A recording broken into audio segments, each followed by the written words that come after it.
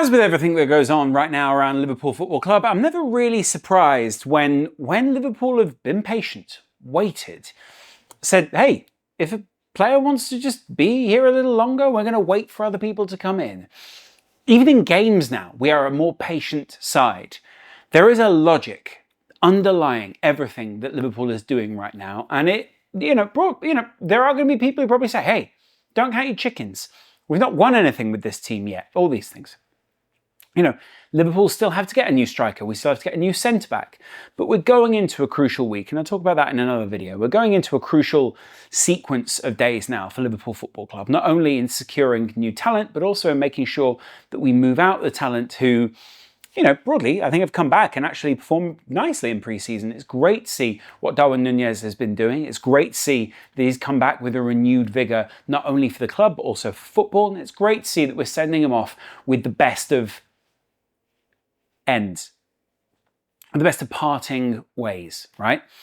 He's been the striker who's had some cult moments, and you can always really go down as a cult figure at Anfield if you win a Premier League title. There have only been 2 teams that have ever won a Premier League title at Anfield. Obviously, there have been more people who've won leagues. There have been much more influential players at the club, and I'm sure that in Liverpool's history, we will see many more prolific strikers. But we will also remember, I think, because we ended up winning something, Darwin Nunez fondly. Some of the cult figure performances that he put in. Not all of them need to be the ultimate try-hard, Steven Gerrard dragging you to victory style of performance. Some of them are just him coming on and scoring a couple of goals against Brentford, which I reference a lot, weirdly. Some of them are him scoring against Newcastle United, which, weirdly, I also reference a lot. He's been a kind of a weird figure in Liverpool's modern transfer record, right? He's a bit of a blemish in the copybook. He's a bit of a player, a fly in the ointment, if you will. But he's also been a player who I think has a lot of upside. And it's why AC Milan, Al Hilal, and a number of other teams have taken a great interest in Darwin Nunez. He's got confidence. He's clearly got a natural ability. He's clearly got this idea of what he can be as a player in there, and there are some smart coaches who can probably unlock that with the right system. He is very much a player that relies on the support of the players around him and being buoyed by what it is that those people say and do, and he will react to a fan base. AC Milan are going to absolutely go crazy for this guy if they bring him in. He looks already like he's playing in an AC Milan kit, and I've not even seen him play in an AC Milan kit. An Al Hilal kit is also a good kit. I guess for him, he's got a kind of a career decision to make now. And Liverpool have, again, this interesting week coming up where it's sort of like, hey, which one of these allies do we want to back up? Do we need AC Milan? Not particularly. Do we need Al Hilal? Maybe we need some of their paymasters, but no. Liverpool are in a great position to sell a striker. And frankly, I think we are now seeing not only the fruits of Liverpool's transfer labour, but also the fruits of Liverpool's coaching labour. It is very easy to see a player go to a football club, fester, even in a starting 11. Rasmus Højlund's a very different model, and I feel very bad for Rasmus. I feel bad for Rasmus, I feel very bad. Because he's gone to a club where broadly, the system just wasn't made for him. And it was initially, it isn't so much now. And now, they're clearly wrangling for another striker. The PR of the whole situation is horrific. And Liverpool, maybe if they hadn't won the title last season, maybe if they weren't doing this dramatic rebuild, and maybe if it didn't feel like there was a foresight in who Liverpool would move on, because we've already moved on Luis Diaz, what most people would argue as one of the other best wingers in the Premier League, alongside Mo Salah, alongside some of the more prolific talents, it could have collapsed. It could have been like in any other weird parallel universe for Liverpool, it's like, Darwin Nunez is leaving? But actually, there's something we feel super comfortable with. And moving on a player for however many million we're going to get for him, maybe 50 million for Darwin Nunez, for a player we paid 80 for, really doesn't feel like cents on the dollar. It actually feels like Liverpool have done a pretty reasonable set of business there. And actually, a lot of that is forgivable because he was bought in the Klopp era. He was bought in an era when we kind of saw what the potential was. And there aren't any hard feelings. There isn't like a, hey, this guy let us down and now we've got to move him on. It's very much like, hey, we had this relationship, but it's not us, it's not you, it's somewhere between the two of us. You did some pretty life meaningful things here. You know, I think he had a kid in the time that he was here. I think he definitely kind of matured in those moments. And I think Liverpool have been partly responsible for that. I'm not saying we made him into the player that he is. I mean, we definitely made him into part of the player that he is, but I'm not sure that we made him into the striker that he is. I think those things have always felt very inherent within Darwin Nunez. But what we really needed was a coachable, link-up, adaptable, constant threat when they come on, not quite sure what that player is going to do, and not from both sides that not only were we not confident, but we should be confident in the fact that he is going to go out there and damage the opposition. That's what we're looking for in a striker. And yeah, like, you know, he pops up in the right place. He's a striker. Yeah, he finishes sometimes. He's a striker. But we never really got into a position where we were like, yeah, that guy's in that position and yeah, we know exactly where it's going to go. It didn't feel like Fernando Torres in his peak. It didn't feel like Luis Suarez, even now. It didn't feel like Firmino. Like Firmino goes through, you're basically going, okay, yep, wait for the crowd to cheer. You can almost look away and look at the cop if he's down in the Annie Road. So it's an unusual one for me. I think a lot of people feel conflicted, but we're going to make enough money, and weirdly, like because of the PSR management at the club, the money for Darwin Nunez isn't irrelevant, but does feel slightly irrelevant. And the fun that we can have with, hey, console yourself with possibly Alexander Isak, as long as obviously Benjamin Sesko gets that move, feels good. It feels like a lot of the phrase of net spend is going to get spoken about in the coming weeks. Because we're going to end up in a lot of positions where, guess what? A lot of people are going to go, look how much money those guys spent. Look how they're cheating their way to the league title. Because jealousy is an ugly emotion. And that's fine.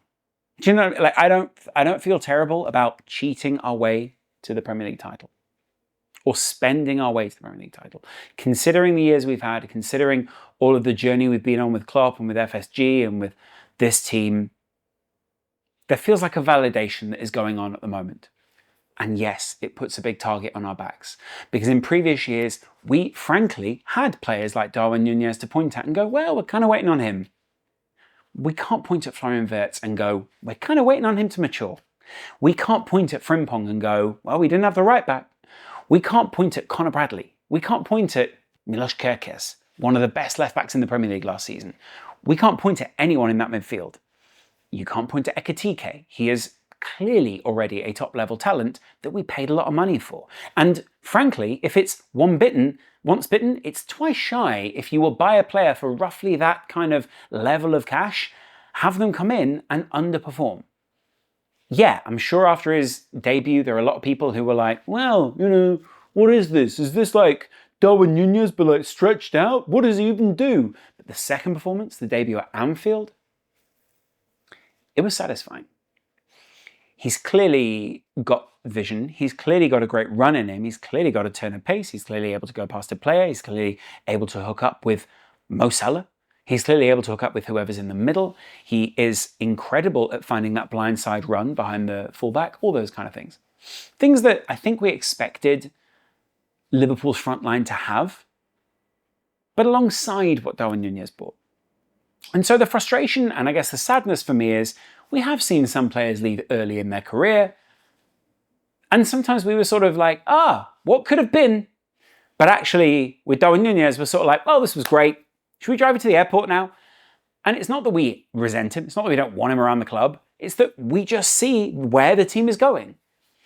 And to an extent, having a transfer policy where we can see where the team is going, where it seems very evident what the vision is, and that feels to an extent inevitable, means that, yeah, I'm sure there will be players that are injured down on the journey. I'm sure that there will be times where we're frustrated or it doesn't click or whatever. But that team, like we're building an all-time team here for Liverpool. We were, weirdly, a couple of years ago, we were like, does it get much better than Salah and Mane and Firmino? Maybe not. And maybe we're counting our chickens. And I will definitely warn against that, because I think counting your chickens in football is definitely a bad idea.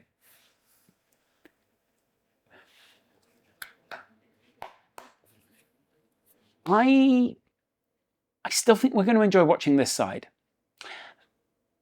I'll be honest, like I never truly enjoyed watching Darwin Nunez. I enjoyed the payoff, but that's a moment in it.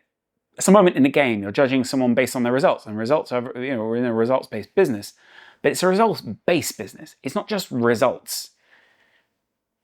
The other results are the holistic idea of watching Liverpool is good. And the frustration down the years has been pretty palpable. The frustration mixed with the almost, oh, we were so close, was frustrating. And there is a number 9 shirt there, which is begging to be taken. And so, yeah, as he leaves as someone who had success at the club, someone who enabled this next era, someone who, frankly, we're not going to miss. But at the same time, someone who reminded us of that underdog mentality, that growth, that upside that you see in players that you want to do well.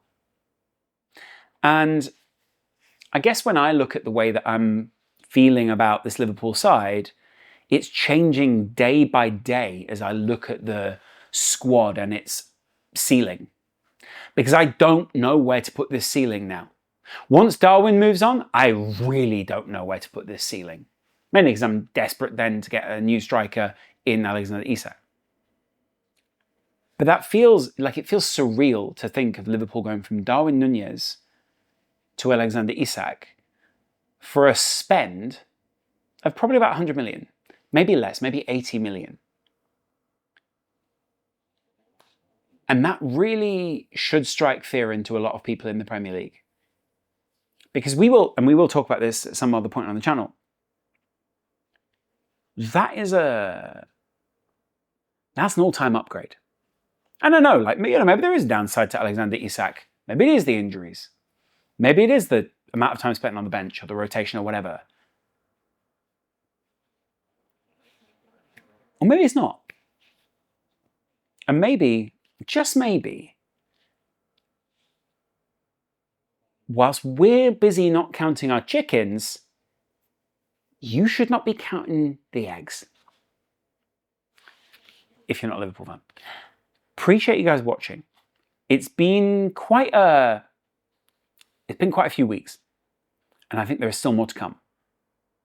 So let me know what you guys think in the comments below, and I will chat to you guys on the other side of what is going to be a very exciting 24 hours for Liverpool. With the Shesko stuff and the seeming buyer chain that we have here. Let's see. Because I'm also making this video and assuming, and it is a big assumption, that there is a sale imminent on someone's part. Because when that first sale happens, I think the rest of the sales are going to follow pretty quick. I think everyone's respectable face will remain. Let's just leave it there.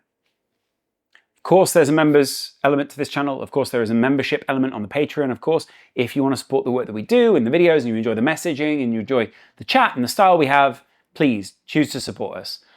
Get down there in the super chat, and of course, get down there in the Discord. That is absolutely free. You can always chat in there. There is a Patreon section, but just come find us. And I appreciate you guys. I'll chat to you in a while. Much love. Bye.